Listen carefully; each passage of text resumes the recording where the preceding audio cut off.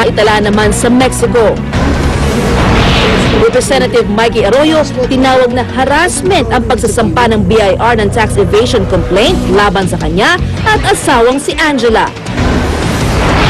Labi ni Sally Ordinario Villanueva, ibinyahe na patungo sa kanyang hometown sa Isabela.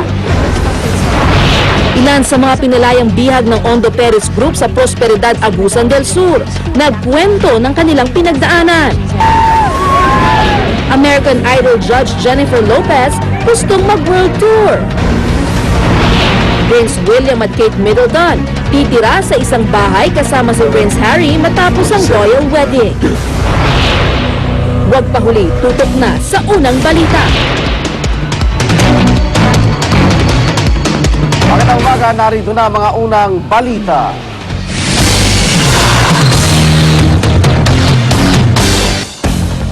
Hindi man tuluyang nakakabangon mula sa pananalasan ng lindol at tsunami, muli na naman nayinig ng magnitude 7.4 na lindol ang Japan kagabi. Pagpapanatag naman ng PHIVOLCS, walang dapat ipangamba ang mga Pilipino dahil wala epekto sa Pilipinas ang panibagong lindol. Darito ang report. Halos isang buwan pagkatapos ng malakas na lindol at tsunami, muling niyanig ng magnitude 7.4 earthquake ang northeast at eastern Japan kagabi. Ito rin ang bahagi ng Japan na napuruhan ng pananalasa ng kalamidad noong isang buwan. Kitang-kita rin ang lakas ng lindol sa videong ito na nakunan sa opisina ng NHK sa Ibaraki Prefecture. Right at the moment of the tremor. And you can see our reporters. Sa panayam ng saksi kagabi, ikinuwento ng isang Pilipino sa Fukushima, Japan na si Daffodil Yaginuma ang kanyang takot at kaba nang mangyari ang lindol. Parang medyo katulad din po nung kaso hindi ganun katagal. Kasi hindi ko naman po ina-expect na ganun din malakas din. Hindi ko masyadong pinansin pa. Pero nung tumatagal na siya, tas parang tumitinding parang kagaya nung dati na malakas, kinuha ko na yung cellphone ko tsaka yung bag ko. Lumabas na rin ako. Pero hanggang sa labas, nakikiramdam kami nung Haponesang kapitbahay. Nag-issue ng tsunami warning ang mga otoridad sa Japan, pero binawi rin ito kalaunan. Pagpapanatag naman ng Philippine Institute of Volcanology and Seismology, walang epekto sa Pilipinas ang panibagong lindol sa Japan. Pero ito po ay hindi magdudulot ng anumang tsunami na aabot sa ating bansa. Pero nagpalabas na po kami ng alert level 0 para naman, o kung may magtatanong sa ating mga kababayan, ay wala po silang dapat ipangamba. Wala namang panibagong pinsalang nakita sa Fukushima Nuclear Power Plant kasunod ng lindol. Ligtas din daw ang lahat ng empleyado sa planta. Para sa unang balita, Micaela Papa reporting. Niyanig din ng magnitude 6.5 na lindol ang katimugang bahagi ng Mexico. Wala namang naiulat na nasaktan o infrastrukturang nasira sa lindol. Agad na inilikas sa mga tao sa mga eskwelahan, hotel at opisina. Malaki raw ang naitulang ng earthquake drill sa kahandaan ng mga residente roon sa oras ng emergency. Sa ibang balita, Congressman Mikey Arroyo tinawag na harassment ang pagsampa ng BIR ng tax evasion complaint laban sa kanya at asawang si Angela. Pinanindigan naman ng BIR na may sapat na basehan ng reklamo laban sa mag-asawa. Darito ang report ni Jam Sisante. Specifically right now, we're looking at the landmines that were left behind. I don't know of any particular case against a former president. I am not aware of any. Ito ang tugon ng Malacanang nang usisain kung may haharapin din bang reklamo si Congresswoman Gloria Macapagal Arroyo kasunod ng paghahain ng tax evasion complaint laban sa anak niyang si Party List Representative Mikey Arroyo at sa asawa nitong si Angela. Kasabay ito ng pag-iit na walang pinag-iinitang personalidad ang palasyo. Pero bagamat hindi raw iniimbestigahan sa anumang partikular na kaso ang dating Pangulo, totoo rin daw na nangangalap ng impormasyon ng gobyerno para i-assess ang pamumuno dati ni Arroyo.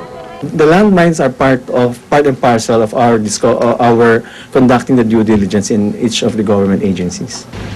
Iginiit din ng BIR na may basihan ng reklamo laban kay Congressman Mikey Arroyo at sa asawa nitong si Angela. May sapat na ebidensya raw ang ahensya para patunayang kailangang magbayad ng mag-asawa ng 73.85 million pesos. Kabilang daw dito ang hindi paghahain ng income tax return o ITR ni Congressman Mikey para sa mga taong 2005, 2008 at 2009. Sa taong 2004, 2006 at 2007 naman, meron ngang ITR pero kulang naman daw ang idineklarang kita. Gayunpaman, nakabili raw ang kongresista ng mga bahay sa Lubao, Pampanga at La Vista noong 2004 at sa Estados Unidos noong 2005, pati mga sasakyan, alahas, stock shares at iba pa. Lahat daw ito base sa mga isinumiting Statement of Assets, Liabilities and Net Worth ni Arroyo. If you look at the salient, it does not say inheritance. It does not say donation. It said acquisition. Pero giit ni Arroyo, sadyang ginigipit lang sila ng Administrasyong Aquino para raw pagtakpan ng mga problema nito. This is pure harassment. Diba? This is harassment. You know, I think the government needs a gimmick eh. They need a gimmick. Kasi lahat umakyat. Bumaba na, sirbi ng Pangulo. Pati raw ang asawa niya, dinamay, wala naman daw itong kita dahil housewife ito. Ayon sa kampo ni Arroyo, lalabanan nila ang BIR sa korte lalo't na't bigla itong kinasuhan. Sa tinanggap daw na abiso ng kongresista mula sa BIR noong April 5, may 10 araw sila dapat para sagutin ang akusasyon. Sagot naman ng BIR, 10 days? Wala naman 10 days yan eh. 10 days to reply. There's no need for a reply. Is your record as of this date? You cannot touch it anymore. That's the only reason why we issue a letter of authority. Ito yung binigay niyo to this. Yeah, Monday. para sa unang balita, Jam Cesante reporting. Abangan po ang malalimang pagbusisi sa isyong yan mamaya sa Talakayan with Igan. Samantala, Brazilian model TV host si Diana Meneses dinipensa ng sarili sa gitna ng tax evasion complaint dahil sinampa rin laban sa kanya ng BIR. Gate niya nagbabayad siya ng kanyang buwis. Narito ang report. This is not, again, personality-driven, but based on the evidences as so warranted.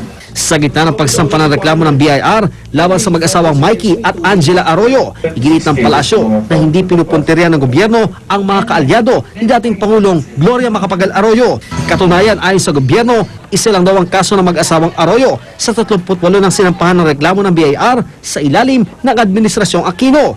Isa sa mga dagdag din sa listahan ng BIR, ang Brazilian model TV host na si Diana Meneses. Nang magtrabaho raw siya rito sa Pilipinas, kumuha lang daw siya ng taxpayer identification number o TIL. Pero kahit kabi-kabila raw ang kanyang hosting jobs at endorsements, hindi raw siya nag-file ng ITR noong 2007, 2008 at 2009. The estimated tax liability is 983,658 pesos. So this is for taxable year 2007-2009. This is just as of now. This will grow because we're building more and more the case against the person. Bagay na ikinagulat ni Meneses. I love the Philippines. I'm really cooperating with everything. Bakit naman ganun yung nangyari sa akin? And it's not even April 15 yet. And I am already paying it 1 week in advance that I'm up to date with all my taxes and I have an accountant taking care of it.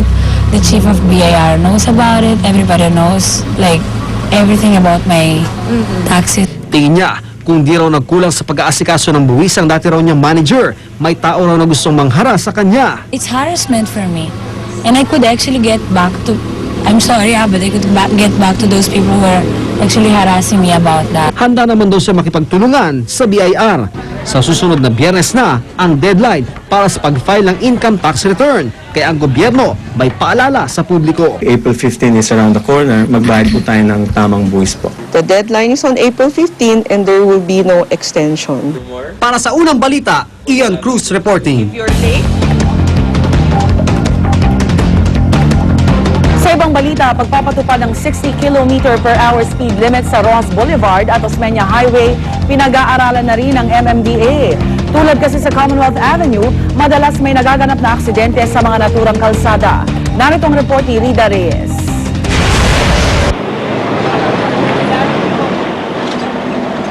Nitong Marso lamang nang tumagilid ang container van na ito sa kanto ng Osmeña Highway at Quirino Avenue sa Paco, Manila. Himalang din ang sugatan ng driver at pahinante nito pero nagka-traffic naman sa lugar. Ayon sa MMDA, madalas daw talagang may naaksidenteng malalaking sasakyan sa Osmeña Highway, lalo pa kung gabi kapag wala ng truck ban. Gayon din daw sa Rojas Boulevard. Kaya naman plano ng MMDA na magpatupad ng 60 km per hour na speed limit sa mga kalsadang ito. Usually po ito, mga pagod na rin to mga driver nito. Ito yung nagmamadali. Malaki po ang tendency na kung hindi maka-aksidente. Ito na inaantok. marami ng physical factors na involved. So lahat po ito maiibsan kung meron po tayong speed limit. Una nang naipatupad ang 60 kilometers per hour speed limit sa kahabaan ng Commonwealth Avenue nito lamang nakaraang Enero.